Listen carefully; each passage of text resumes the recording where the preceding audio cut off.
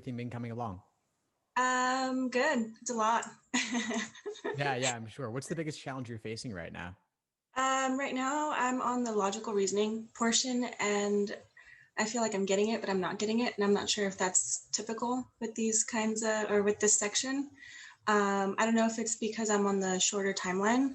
But I guess one of my questions is how much time should I be spending on each day?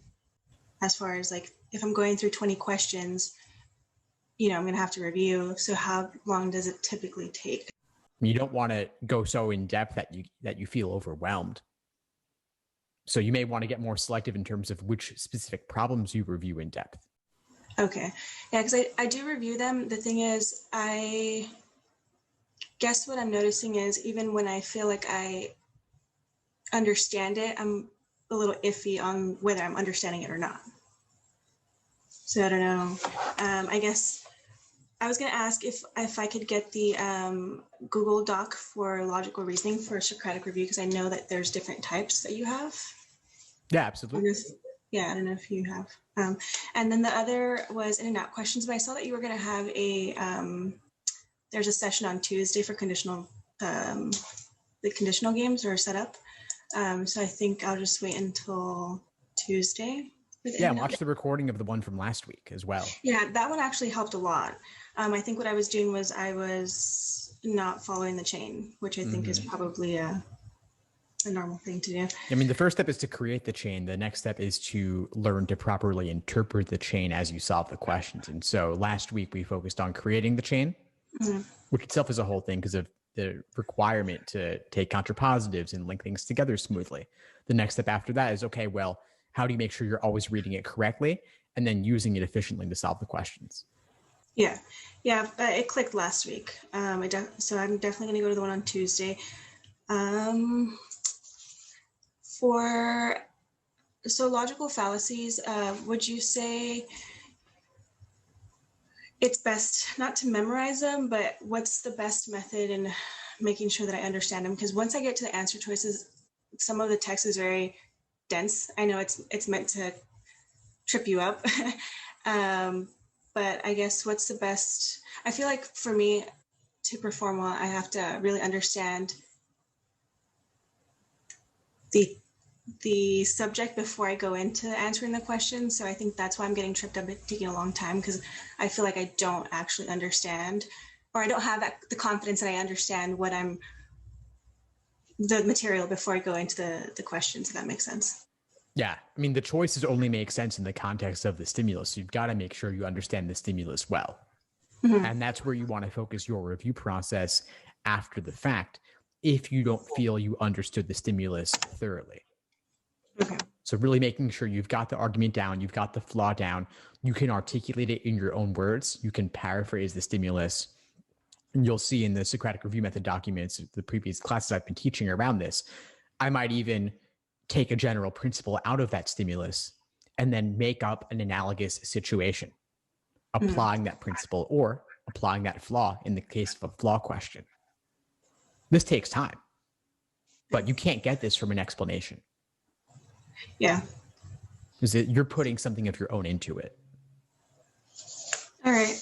And then for the answer choices, when I'm going through them, do you suggest rewriting each one of them in my own terms as well? If it would be useful for you, if there are choices that you don't thoroughly understand or you're not sure about, especially with abstract language. So what I've noticed is when I go and answer the questions, I always choose the right one in the beginning. And if I get it wrong, it's because I went through and I try to analyze each one of them. But usually the right one tends to stick out. And then I tell myself, like, I can't rush it. I have to actually review each answer because I don't want to get into the habit of just choosing the first one. And then once I review the rest of them, I end up choosing the wrong one. So, yeah, that's where I'm at with my sitting.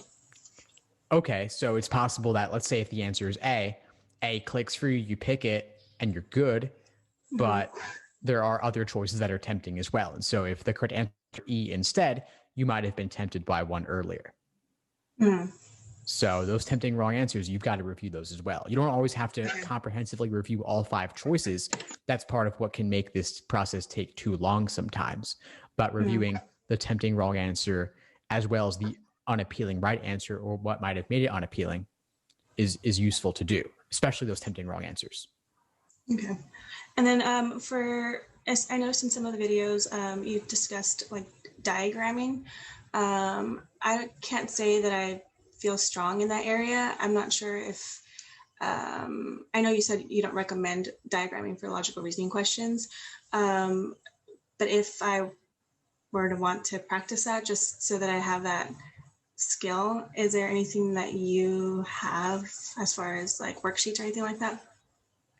Well, I wouldn't say to never diagram logical reasoning. It depends on the Mm-hmm. situation. So there are some question types where diagramming can be useful. Sufficient assumption questions in particular, Mm-hmm. some inference questions, some parallel questions. If you watch, for example, my workshop on sufficient assumption questions, the entire focus is around thinking about the stimuli and getting to the answer in a structural, formal logic way. Mm-hmm. So I would start there if you're looking for the formal logic diagramming approach. Okay. But for a lot of question types, most of them, in my view, it doesn't really make sense because it's informal reasoning. Deductions and diagramming and contrapositives and connections are not going to get you there for strengthened questions or weakened questions, for example. Okay. So then, yeah, I'm on sufficient assumption. I'm doing those workshops today, so that's probably why I haven't seen it. So I've noticed a lot of the questions that I do have end up getting answered later down the line. Awesome. Yeah, that's the goal. Yeah, just keep working through the material and you'll see what you need. Okay. And then, yeah, I think the main thing that I was struggling with for logic games is that I tend to make more inferences than I should be, or the wrong inferences. And then I get, I feel like I do too much work, and then I end up having to do more work as I'm going through it. So it's doing a lot of work throughout. Yeah, I get what you're saying. And so part of that just comes down to properly interpreting your diagram and not making supposed inferences that don't actually play out. And so that's a lot of what tomorrow night's class on games is going to be. Okay. Basically things like not reading backwards on an arrow, that sort of thing. Yeah. Two variables side by side, the directionality means everything. Yeah, I would say that in and out games are the ones that are giving me the most trouble. The other games are easy. They're actually fun. But I think part of the problem too is maybe I'm doing a lot of studying because I definitely feel like I've been dreaming a lot about the LSAT, the questions. So I feel like my mind's not really getting a break to process everything. Well, so take a break. Have you been taking breaks? Yeah, I took a break last night to watch a movie. I watched The Grinch. But good. Yeah, part of it is I work a full-time job too. So I try to squeeze studying in the morning and the weekends and evenings. So I don't mind it, but I definitely, I can see why breaks are necessary. Yeah. I mean, but you took off an evening. Yeah. What if you took off a day? Yeah, I should probably do that next weekend. What's your target test date? My target test date is January 15th. I was thinking about pushing it back a month. Yeah, I mean, I have the ability to do so. I was thinking if I took it in January 15th, I could see where I needed to work, what areas. But I'm starting to think that maybe that's not giving myself enough time to process, because I feel like I get it. It's a lot of information. And then once I try to analyze certain things, that's where I'm getting tripped up, is that I confuse myself, if that, I'm pretty sure that's common. Oh, totally. I mean, this relates to overthinking. As simple as that. Yeah. But whether you do January or you do February, you can certainly afford to take off a day. Agreed. Yeah. I'll be better about taking breaks. Awesome. And definitely come to the classes. It's great to get that community and support. There's a lot of students who struggle with finding the right balance in terms of what to put in. For example, there's one student tonight who I'm going to bring in talking about her issues taking time off. Another student who's deciding between January and February. So a lot of folks are in the exact same boat as you. Sounds good. All right, then. Yeah. As far as additional questions, those were my main concerns. I know I had reached out last week about the in and out games, but I will save my questions for Tuesday session. Perfect. All right, Gabby, it was great connecting with you. I'll see you then. Thank you.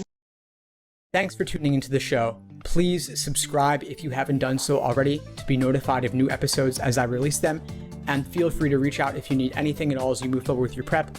I'm happy to help however I can. In the meantime, I wish you all the best and take care.